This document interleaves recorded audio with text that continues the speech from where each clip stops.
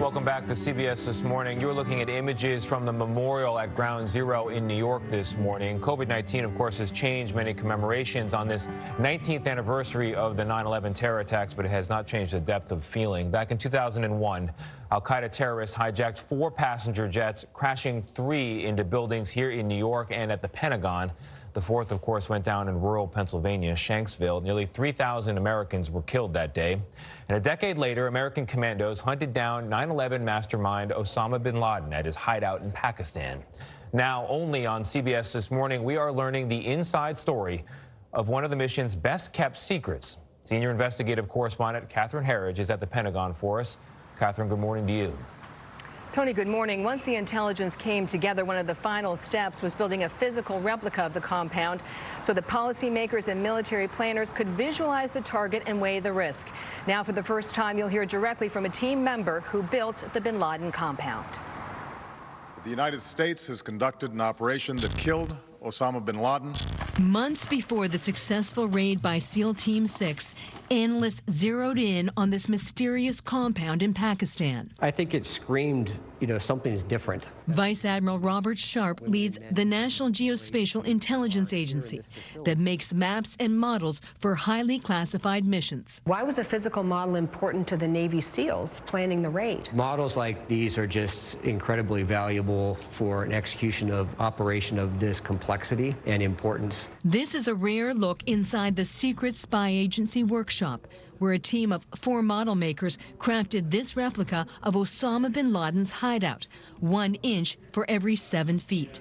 Now, for the first time, one of them is speaking out. He asked us to shield his identity. Does your family know what you do? They know that I build models, but they don't know what I build models of. It's a 3-step process. First, they map the boundaries, then create a computer design before printing 3D parts. The Bin Laden model took 6 weeks to build. Intel flowed from eyes in the sky and spies on the ground. This compound stuck out for several reasons. It's about 8 times larger than surrounding compounds. Other compounds, they build right out to the walls, and you can see this, the house is centered. That detail right there tells you this person is very focused on their security. Very focused on the security. With high walls to hide the 6'4" Bin Laden. If you look at the house itself, in the top floor, this balcony area, there's a 7-foot wall, so nobody can see the individual. The only glimpses in this garden where a man walked for hours, earning the nickname the Pacer. Did you ever think about who lived there? We had discussions about who we thought it might be.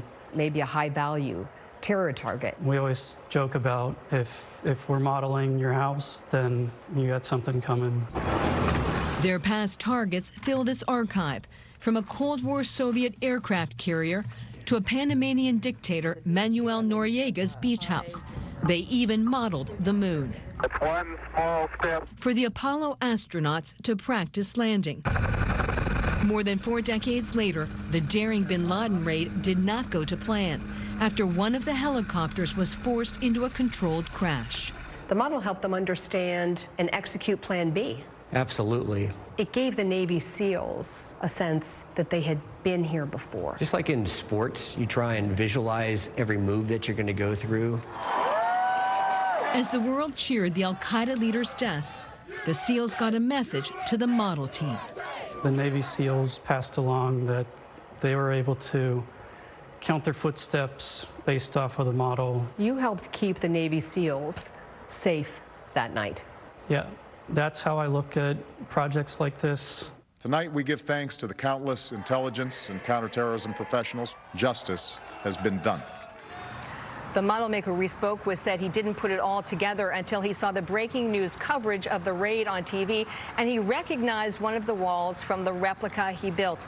And on this 9/11 anniversary, Anthony, everyone we spoke to talked about honoring the families and their deep pride supporting the mission. Catherine, thank you. What an amazing story that is. I have to admit, I had no idea that the National Geospatial Intelligence Agency even existed. But thank goodness it does. Yeah. Job well done. Yeah. I also love the how they quarantine the information, so the model maker didn't realize what the model was for until he saw the wall on TV. Except he had the joke. He said, "We have the if we're modeling your house, then you have something coming." He knew. I wrote that down too, Yes. where they talk about a high-value terror target. But what also is so amazing, that it's able to be kept secret. Yeah. In the age where everything is released, that they were able to, because that night was very hairy. It was if you very go back scary. and really look That's and right. see what happened And that you night. can imagine Very how scary. valuable seeing that model was to all those Yes. SEALs. Nicely done. Thank you, Catherine.